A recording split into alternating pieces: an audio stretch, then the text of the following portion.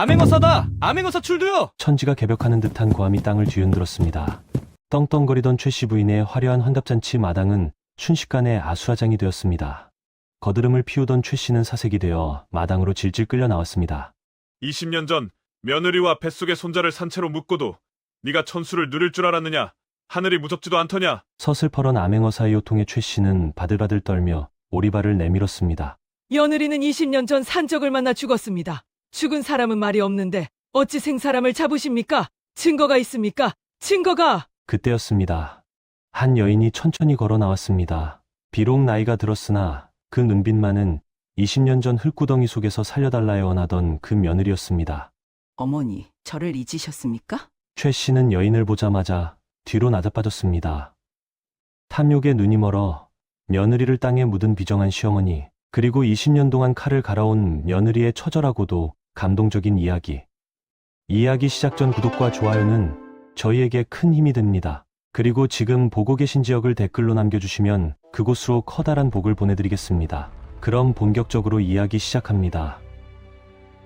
경상도 안동 땅에는 고래등 같은 기와집이 즐비했으니 그 중에서도 으뜸은 바로 만석군 김진사댁이었습니다. 곳간에는 쌀이 썩어날 정도로 부유했고 문전성시를 이루는 손님들로 대문턱이 다를 지경이었지요.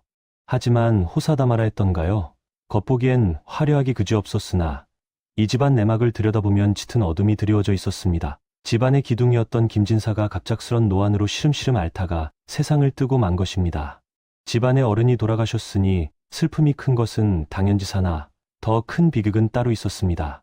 김진사의 뒤를 이어 가문을 이끌어야 할 장손, 즉 김진사의 큰아들마저 부친상을 치르던 중 그 병을 얻어 젊은 나이에 요절하고 만 것입니다. 줄초상이 난 김진사 댁은 그야말로 초상집 분위기 그 자체였습니다. 상여가 나가는 날 하늘도 그 기구한 운명을 슬퍼하는지 굵은 빗방울을 하염없이 뿌려댔습니다. 상복을 입은 며느리 윤씨는 이제 갓 20 초반의 꽃다운 나이였습니다. 남편을 잃은 슬픔에 몸을 가누지 못하는 그녀의 배는 남산만 했습니다. 결혼한 지 3년 만에 어렵게 얻은 유복자를 임신한 만삭의 몸이었지요. 윤씨는 떠나가는 상여를 붙잡고 땅을 치며 통곡했습니다. 여보, 저와 뱃속의 아가만 두고 어찌 가십니까? 이 모진 세상을 홀로 어찌 살라고 저를 두고 가십니까? 그녀의 울음소리가 얼마나 애절한지 구경하던 마을 안악들의 눈시울마저 붉어지게 만들었습니다. 하지만 그 슬픔의 현장에서 유일하게 눈물을 흘리지 않는 여인이 있었으니 바로 윤씨의 시어머니인 최씨였습니다. 최씨는 김진사의 본처가 죽은 후 들어온 후처, 즉 계모였습니다. 40줄에 접어든 최씨는 겉으로는 며느리의 등을 토닥이며 위로하는 척했으나 그녀의 눈빛은 서늘하다 못해 섬뜩하기까지 했습니다. 전처 소생인 큰아들이 죽었으니 이제 이 집안에 남은 건 눈의 가시 같은 저 며느리와 그녀 뱃속에 든 피덩이뿐이라 생각한 것입니다. 최 씨의 머릿속에는 이미 남편과 의붓아들의 죽음을 슬퍼하기보다 앞으로 닥쳐올 재산 싸움에 대한 계산만이 빠르게 돌아가고 있었습니다. 장례가 끝나고 사무제까지 마친 며칠 뒤 집안은 적막강산처럼 고요했습니다. 최 씨는 안채 깊은 곳으로 자신의 친아들인 15살 석구를 은밀히 불렀습니다. 석구는 어미인 최 씨를 쏙 빼닮아 어린 나이임에도 욕심이 많고 심성이 고약하기 그지없는 위인이었습니다. 그는 형의 죽음을 슬퍼하기는커녕 이제 자신에게 돌아올 몫이 얼마나 될지에만 관심을 두고 있었습니다. 최 씨가 주위를 살피더니 방문을 걸어 잠그고 아들에게 속삭였습니다. 석구야, 내 말 잘 듣거라. 내 형이 죽었으니 이제 법도로 따지면 이 집안의 주인은 너다. 허나 세상 일이 그리 호락호락하지 않다. 저 건너방에 있는 며느리 배를 보았느냐? 만약 뱃속에 든 것이 사내 아이면 어찌 되겠느냐? 석구가 눈을 동그랗게 뜨며 물었습니다. 그야 형님의 아들이니 장손이 되는 것 아닙니까? 최 씨가 혀를 차며 답답해했습니다. 이 미련한 거사, 장손이 태어나면 김진사 댁의 그 어마어마한 전재산은 고스란히 그 핏덩이 차지가 되는 것이다. 너는 그저 삼촌 노릇이나 하며 콩고물이나 주워 먹게 될 게야. 네, 꼴이 그리 되어도 좋으냐? 그제야 사태를 파악한 석구의 얼굴이 불그락불락해졌습니다. 어머니, 그럼 저는요? 저는 땡전 한 푼 못 받는 겁니까? 그럴 수는 없습니다. 형님도 죽었는데 제가 다 가져야지요. 최 씨의 눈에 탐욕스러운 도끼가 서렸습니다. 그러니 정신 똑바로 차려야 한다. 전현이 아이를 낳기 전에 손을 써야 한다. 무슨 수를 써서라도 전현과 뱃속의 화근을 없애버려야 우리 모자가 산다. 알겠느냐? 만석군의 재산을 친아들에게 물려주고 싶었던 어미의 비뚤어진 욕망. 그것이 한 가문을 멸문지화로 몰고 갈 끔찍한 비극의 씨앗이 되고 말았습니다. 그날부터 최 씨의 치밀하고도 악랄한 공작이 시작되었습니다. 며느리 윤 씨를 집에서 내쫓기 위해서는 그럴듯한 명분이 필요했습니다. 최 씨는 안동바닥에서 입이 가장 싼 주막의 주모와 동네 안악들을 찾아다니며 은밀하게 입방아를 찍기 시작했습니다.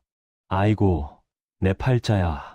남사스러워서 어디 가서 말도 못하겠네. 우리 며느리 말일세. 상중인데도 밤마다 분을 바르고 입술에 연지를 찍고 난리도 아니네. 누군가를 기다리는 눈치지 뭐냐? 며칠 전엔 웬 시커먼 사내놈이 담장을 넘어 며느리 방으로 들어가는 걸 내 두 눈으로 똑똑히 봤다니까. 발 없는 말이 천리를 간다고 했던가요. 소문은 걷잡을 수 없이 퍼져나갔습니다. 우물가에 모인 안악들은 윤 씨를 씹어대느라 정신이 없었습니다. 세상에, 남편 죽은 지 얼마나 됐다고 새서방을 들여? 복수공방이 그리 힘들던가? 그러게 말이야. 얌전한 고양이 부뚜막에 먼저 올라간다더니 뱃속의 애도 씨가 다른 거 아냐? 김진사댁 핏줄이 아닐 수도 있어. 마을 사람들의 수군거림과 따가운 은총은 비수처럼 윤 씨의 가슴에 꽂혔습니다. 영문도 모른 채 음탕한 여인으로 낙인 찍힌 윤 씨는 억울함에 가슴을 치며 시어머니 앞에 무릎을 꿇고 호소했습니다. 어머님, 억울합니다. 천지신명께 맹세코 저는 결백합니다. 이 아이는 서방님의 핏줄입니다. 어찌 그런 끔찍한 말씀을 하십니까? 하지만 최 씨는 콧방귀를 뀌며 윤 씨의 뺨을 사정없이 후려쳤습니다. 짝!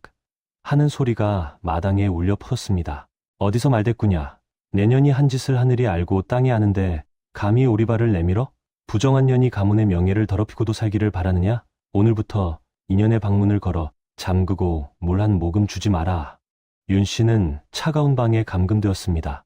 만삭의 몸으로 굶주림과 공포에 떨며 그녀는 뱃속 아이를 쓰다듬으며 짐승처럼 울부짖었습니다. 그로부터 사흘 뒤 마치 하늘이 노한 듯 천둥 번개가 요란하게 치고 장대비가 쏟아지는 칠흑 같은 밤이었습니다. 최 씨는 집안의 꾸준히를 도맡아 하는 머슴 마당쇠를 은밀히 안방으로 불렀습니다.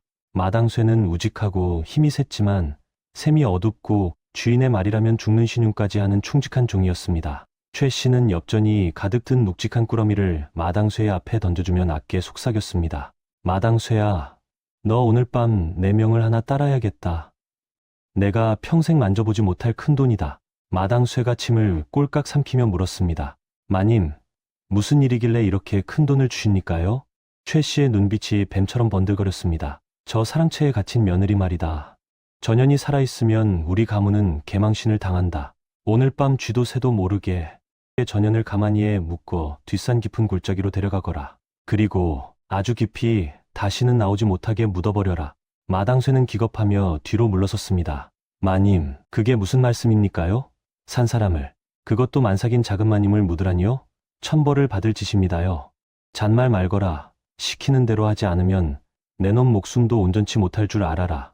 내가 안 하면 관아에 고변하여 내 놈이 며느리를 겁탈하려 했다고 뒤집어 씌울 것이다. 서슬퍼런 최 씨의 협박에 마당쇠는 사시나무 떨듯 떨며 고개를 조아릴 수밖에 없었습니다. 잠시 후 캄캄한 방에서 지쳐 잠들었던 윤 씨의 입에 재갈이 물리고 그녀의 몸은 거친 가마니에 둘둘 말렸습니다. 비명조차 지르지 못한 채 윤 씨는 마당쇠의 지게에 실려 빗줄기 쏟아지는 어둠 속으로 사라졌습니다. 인적 없는 깊은 골짜기, 마당쇠는 비를 맞으며 미친 듯이 땅을 파고 있었습니다. 빗물에 젖은 흙은 무거웠지만 공포에 질린 마당쇠의 삽질은 멈추지 않았습니다. 어느 정도 구덩이가 깊어지자 그는 지게에서 가마니를 내려놓았습니다. 가마니가 풀어지자 공포에 질려 파랗게 질린 윤 씨의 얼굴이 드러났습니다. 입에 물린 재갈이 풀리자마자 윤 씨가 마당쇠의 바짓가랑이를 잡고 애원했습니다. 마당쇠야, 제발, 제발 살려다오.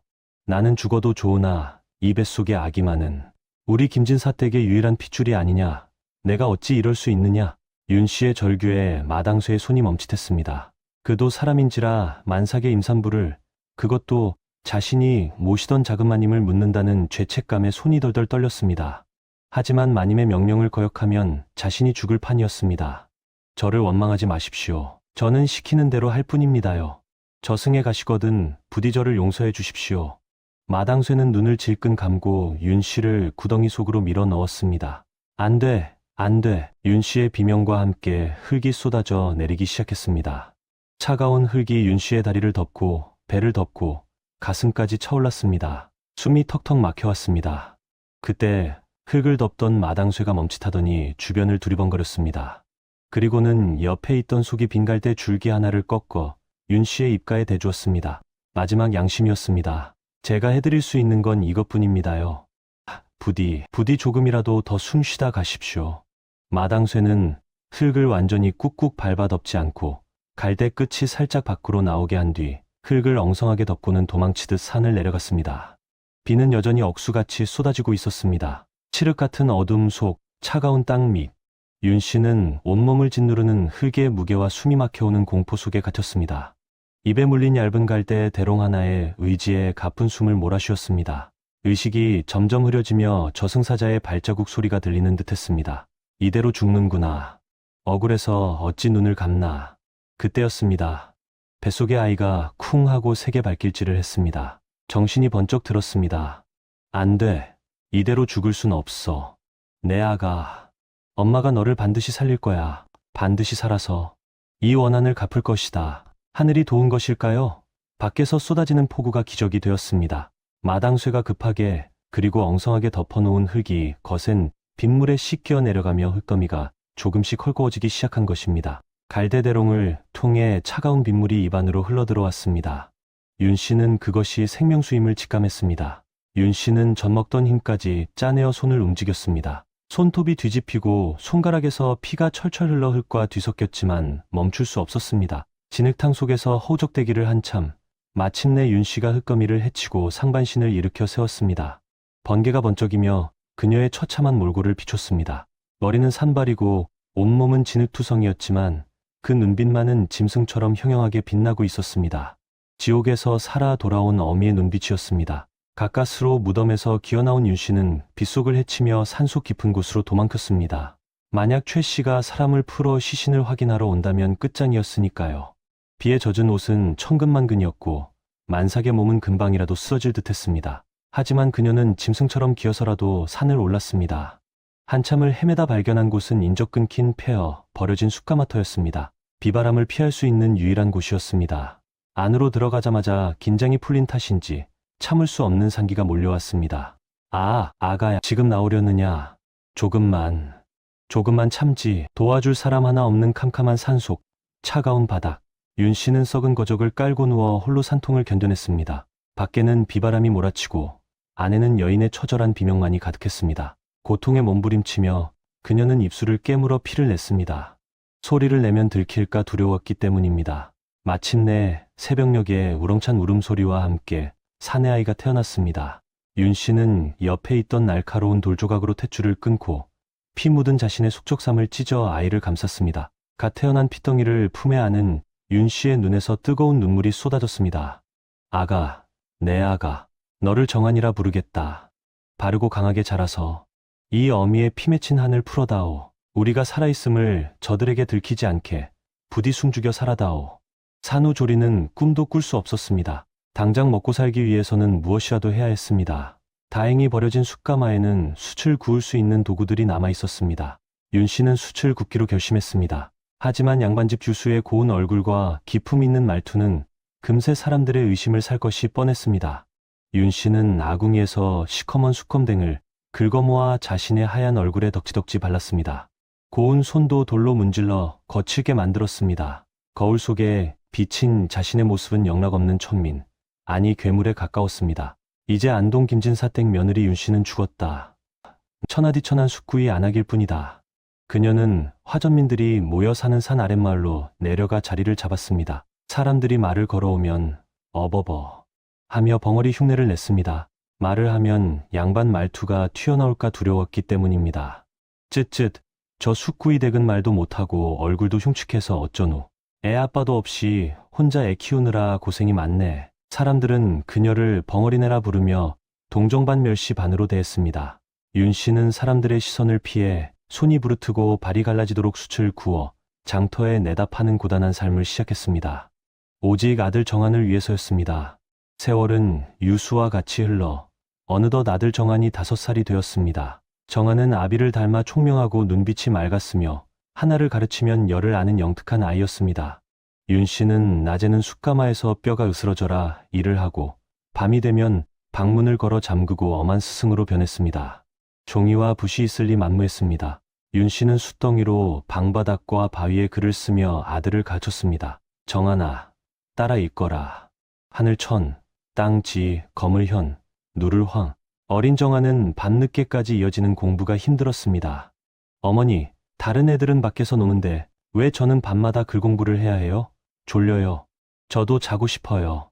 정한이 투정을 부리자 윤 씨는 눈물을 머금고 회초리를 들었습니다. 내 이놈, 너는 뼈대 있는 집안의 자손이다. 내 아비가 억울하게 돌아가시고 가문이 멸문지화를 당했는데 내가 그를 모르면 어찌 원수를 갚겠느냐. 정신 차리거라. 윤 씨는 돌아앉아 소리 죽여 울었습니다. 영문도 모르는 정한도 어머니의 눈물에 덩달아 울음을 터뜨렸습니다. 그것은 모자가 함께 삼켜야 할 피눈물이었습니다. 그날 이후 정한은 다시는 투정을 부리지 않았습니다. 정한이 10살이 되던 해 윤 씨는 숯을 팔기 위해 안동장터로 나갔습니다. 장터는 사람들로 북적였고 윤 씨는 구석에 쭈그리고 앉아 숯을 팔고 있었습니다. 그때였습니다. 비단 옷을 감은 중년 여인이 하인들을 거느리고 거드름을 피우며 지나갔습니다. 10년 전보다 더 살이 찌고 탐욕스러워진 얼굴, 바로 시어머니 최 씨였습니다. 옆에는 20대 중반이 된 아들 석구가 술에 취해 비틀거리고 있었지요. 어이쿠, 냄새야. 이게 무슨 냄새야? 석구가 윤 씨 앞을 지나다 코를 쥐며 수광주리를 발로 걷어찼습니다.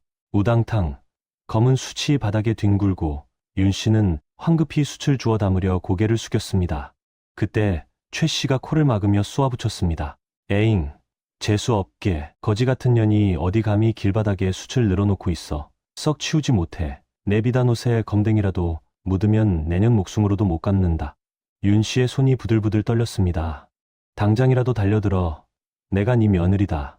네가 죽인 윤 씨다. 소리치고 싶었습니다. 하지만 저 멀리서 자신을 기다리고 있을 어린 아들 정한이 떠올랐습니다. 참아야 한다. 아직은 때가 아니다. 내 아들이 클 때까지 짐승처럼 엎드려 살아야 한다. 윤 씨는 바닥에 납작 엎드려 비굴하게 비는 신용을 했습니다.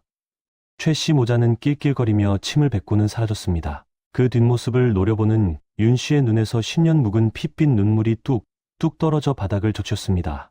그날 밤 깊은 산속 숯가마터 정한은 퉁퉁 부어오른 어머니의 손을 잡고 하염없이 눈물을 흘리고 있었습니다. 낮에 장터에서 몰래 지켜본 어머니의 모습이 가슴에 불덩이처럼 남아 잠을 잘 수가 없었기 때문입니다. 어머니, 억울하지도 않으세요? 그 비단옷 입은 할망구랑 아저씨가 우리 숯을 발로 차고 어머니께 거지라고 침을 뱉었는데 왜 바보처럼 빌기만 하셨어요? 왜 한마디도 못하셨냐고요? 윤 씨는 아무 말 없이 정한의 머리를 쓰다듬기만 했습니다. 하지만 정한은 서러움에 북받쳐 소쳤습니다. 남들은 아비 없는 자식이라고 돌을 던지고 벙어리 아들이라고 놀려댑니다. 우리는 왜 이렇게 죄인처럼 숨어 살아야 해요? 도대체 제 아버지는 누구입니까? 왜 말씀을 안 해주시는 겁니까? 정한의 절규에 윤 씨의 손이 딱 멈췄습니다. 윤 씨는 결심한 듯 자리에서 일어나 아궁이에서 시커먼 숯덩이 하나를 꺼내 들었습니다. 그리고는 마당에 있는 커다란 바위 위에 거칠게 글씨를 써 내려갔습니다. 와신상담. 윤 씨는 글자를 가리키며 자신의 가슴을 주먹으로 쳤습니다. 가시나무 위에 눕고 쓸개를 맛본다. 원수를 갚기 위해 온갖 괴로움을 참고 견딘다는 뜻이었습니다. 어머니의 눈에서 뿜어져 나오는 서슬퍼런 도끼를 본 정한은 그제야 울음을 뚝 그쳤습니다. 어머니의 침묵이 비굴함이 아니라 훗날을 도모하기 위한 무서운 인내심이라는 것을 어린 마음에도 깨달은 것입니다. 정한은 눈물을 닦으며 다짐했습니다. 어머니, 알겠습니다. 반드시 어머니의 한을 풀어드리겠습니다. 그날 이후 정한의 눈빛이 달라졌습니다. 낮에는 지게를 지고 산을 오르내리며 숯을 날랐고 틈만 나면 바위 위에 수추로 글을 쓰며 학문에 매진했습니다. 어느 날 산속 암자에 기거하던 노스님이 우연히 숯가마 터를 지나다 바위에 빼곡히 적힌 글귀들을 보게 되었습니다. 허허, 군자는 의리에 밝고 소인은 이익에 밝다라. 이 첩첩산중 숯검댕 속에 명필이 숨어 있었구나. 그때 자기 몸짓만 한 숫자루를 짊어진 정한이 나타났습니다. 스님은 소년의 비범한 관상을 단번에 알아보았습니다. 얘야, 이 글을 내가 썼느냐? 너는 숯을 구울 아이가 아니다. 천하를 호령할 상이야. 그 광경을 지켜보던 윤씨가 달려 나와 스님 앞에 넙죽 엎드렸습니다. 말을 못하는 척 손짓발짓으로 아들을 가르쳐달라고 간절히 애원했습니다. 스님은 윤 씨의 속내를 꿰뚫어 본 듯 고개를 끄덕였습니다. 부인의 정성이 지극하구려. 내 이 아이를 맡아 그를 가르칠 터이니 훗날 큰 인물이 되거든 세상을 위해 쓰게 하시오. 그날부터 정화는 낮에는 일을 하고 밤에는 암자를 오가며 스님에게서 사서삼경은 물론 병법과 치국평천하의 도를 배우기 시작했습니다. 스펀지가 물을 빨아들이듯 정한의 실력은 일취월장했습니다. 세월은 흘러 10년이 더 지났습니다. 어느덧 정한은 20살의 건장한 청년이 되었습니다. 학식은 깊어졌고 무예 또한 출중했습니다. 어느 늦은 밤 윤 씨는 장롱 깊숙한 곳에 숨겨두었던 낡은 비단 주머니를 꺼냈습니다. 그 안에는 20년 전 죽은 남편이 남겨준 옷가락지 한 쌍이 들어 있었습니다. 윤 씨는 정한을 불러 앉히고 떨리는 손으로 옷가락지를 쥐어주었습니다. 그리고 20년 동안 굳게 닫혀있던 입을 천천히 열었습니다. 윤 씨는 20년 전 생매장당했던 그날 밤의 참혹한 진실을 낱낱이 털어놓았습니다.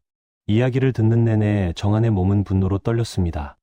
정한은 오열하며 당장 안동으로 내려가 복수하겠다고 일어섰지만 윤 씨가 단호하게 말렸습니다. 칼로 베는 것은 하책이다. 한양으로 가거라. 가서 보란듯이 장원급제하여 나라의 녹을 먹는 관리가 되어 돌아오너라. 정한은 어머니 앞에 큰 절을 올리고 다음 날 새벽 한양으로 떠나는 과거길에 올랐습니다. 한편 안동 김진사댁은 겉보기엔 여전히 화려했지만 속은 썩어 들어가고 있었습니다. 윤 씨와 손자를 죽이고 가문을 독차지했던 최 씨의 아들 석구는 그 돈으로 도박과 술, 계집질에 빠져 가산을 탕진하고 있었습니다. 집안의 물건들이 하나둘 팔려나가고 고가는 바닥을 드러내고 있었습니다. 최 씨는 늙고 추해져 있었으며 밤마다 20년 전 죽인 며느리가 나타나 목을 조르는 악몽에 시달렸습니다. 하지만 그녀의 탐욕과 허영심은 여전했습니다. 최 씨는 무너져가는 가세를 감추고 건재함을 과시하기 위해 무리수를 두었습니다. 이대로 가다간 무시당한다. 내 이번 환갑잔치를 아주 성대하게 열어야겠다. 소장농들을 쥐어짜서라도 돈을 마련해라. 고을 사또부터 양반네들을 다 불러 모아야 우리 집안이 건재하다는 걸 보여줄 것 아니냐. 최 씨는 마지막 남은 재산까지 탈탈 털어 자신의 환갑잔치를 준비했습니다. 그것이 자신의 무덤을 파는 일인 줄은 꿈에도 모른 채 말입니다. 한양, 과거 시험장, 전국 각지에서 모여든 선비들로 인산인해를 이루었습니다. 임금은 백성을 좀먹는 탐관오리와 이륜을 저버린 자들을 어떻게 다스릴 것인가라는 시제를 내렸습니다. 정한은 붓을 들었습니다. 20년간 어머니가 흘린 피눈물, 자신들이 겪었던 고통, 그리고 안동 백성들의 삶을 짓밟는 자들에 대한 분노가 붓끝에서 춤을 췄습니다.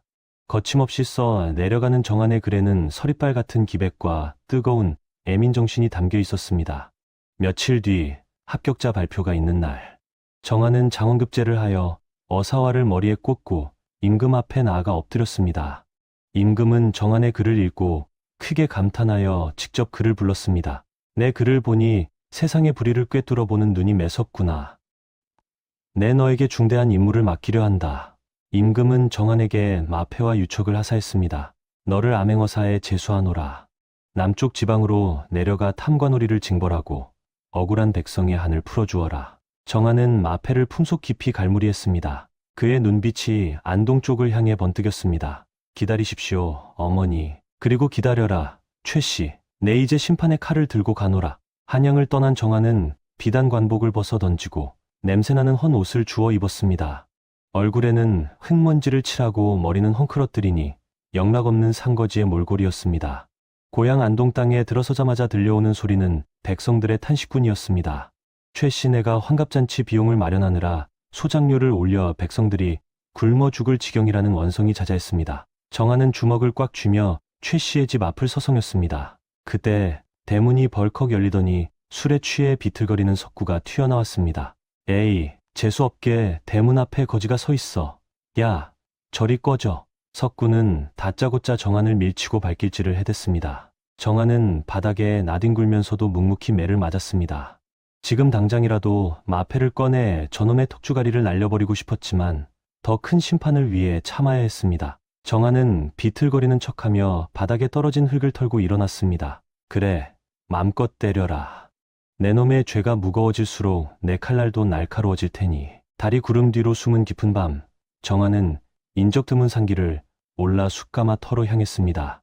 멀리서 희미한 호응불빛이 새어나오는 낡은 오두막이 보였습니다. 문이 삐걱 열리고 사람이 나왔습니다. 숯검댕이 잔뜩 묻은 얼굴, 굽은 허리, 어머니 윤씨였습니다. 정한은 그 자리에 털썩 무릎을 꿇고 큰 절을 올렸습니다. 어머니, 정한이 돌아왔습니다. 윤씨의 눈이 휘둥그레졌습니다. 떨리는 손으로 아들의 얼굴을 더듬었습니다. 정한은 품속에서 마패를 꺼내 어머니의 손에 쥐어주었습니다. 차가운 노쇠에 마패의 감촉에 윤씨의 눈에서 뜨거운 눈물이 왈칵 쏟아졌습니다. 장하다. 내 아들, 드디어 때가 왔구나. 모자는 20년 묵은 한을 토해내듯 서로를 부둥켜 안고 밤새도록 울었습니다. 그리고 날이 밝아오자 윤씨는 아궁이재를 털어내고 장롱 깊숙이 넣어두었던 하얀 소복을 꺼내 입었습니다. 20년간 감춰왔던 진실을 밝힐 복수의 날이 밝은 것입니다. 드디어 최 씨의 환갑날이 되었습니다. 김진사댁 마당에는 비단 휘장이 쳐지고 온갖 사내진미가 상다리가 휘어지게 차여졌습니다. 고을 사또부터 내로라 하는 양반들이 모여들었고 최 씨는 붉은 비단 옷을 입고 상석에 앉아 거드름을 피웠습니다. 하지만 그 잔치에 쓰인 돈은 백성들의 피와 땀이었습니다.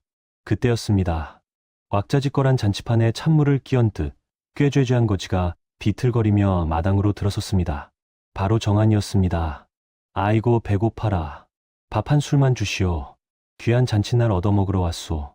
하인들이 기겁하며 달려들었습니다. 이 미친 거지가 어디라고 들어와.